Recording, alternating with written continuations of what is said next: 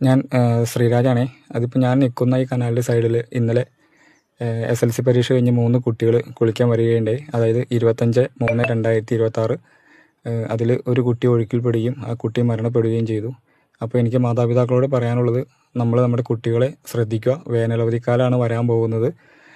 നമ്മുടെ കുളങ്ങൾ, തോടുകൾ, പുഴകൾ, കനാലുകളിലൊക്കെ ഇവർ കുളിക്കാൻ പോകും. ഇപ്പോൾ നമ്മുടെ അമ്മ വീട്ടിൽ പോയാലും റിലേറ്റീവ്സിൻ്റെ വീട്ടിൽ പോയാലും ചിലപ്പോൾ അവർക്ക് ഈ കുളങ്ങൾ, തോടുകൾ, ഇതിൻ്റെ ആഴങ്ങളൊന്നും പരിചയമുണ്ടാവില്ല. അപ്പോൾ അവരെ നമ്മൾ പറഞ്ഞ് മനസ്സിലാക്കുക. അതേപോലെ ഈ വെക്കേഷന് നമ്മൾ കുട്ടികൾക്ക് ഓരോ കോച്ചിങ് എല്ലാവരും കൊടുക്കുന്നുണ്ടാവുമല്ലോ, ഗെയിംസ് ആയാലും ആർട്സൊക്കെ ആയാലും. എന്നിരുന്നാലും നിങ്ങൾ നീന്തൽ പരിശീലനം നമ്മുടെ കുഞ്ഞു മക്കളെ പഠിപ്പിക്കാൻ നോക്കണം. ഇപ്പോഴും മുതിർന്ന ആളുകൾക്ക് പോലും നീന്തൽ അറിയാൻ പാടില്ലാത്തവരുണ്ട്. എന്നിരുന്നാലും എല്ലാവരും നീന്തൽ പഠിക്കണം. അതിന് അവരൊരു 15 ദിവസത്തെ ക്ലാസ്സിന് എവിടെയെങ്കിലുമൊക്കെ നിങ്ങളുടെ അടുത്ത് നീന്തൽ പഠിപ്പിക്കുന്ന പരിശീലന കേന്ദ്രം ഉണ്ടെങ്കിൽ അവിടെയൊക്കെ കൊണ്ടുവന്ന് ആക്കുക. നമ്മുടെ കുഞ്ഞു മക്കളെ നീന്തൽ പഠിപ്പിക്കുക. ജലാശയങ്ങൾ കാണുമ്പോൾ നല്ല രസമായിരിക്കും, പക്ഷേ അതിൻ്റെ അടിയിലൊക്കെ നല്ല ഒഴുക്കുണ്ടാവും. അതിൽ ഇറങ്ങുന്നവരും നന്നായിട്ട് സൂക്ഷിക്കുക.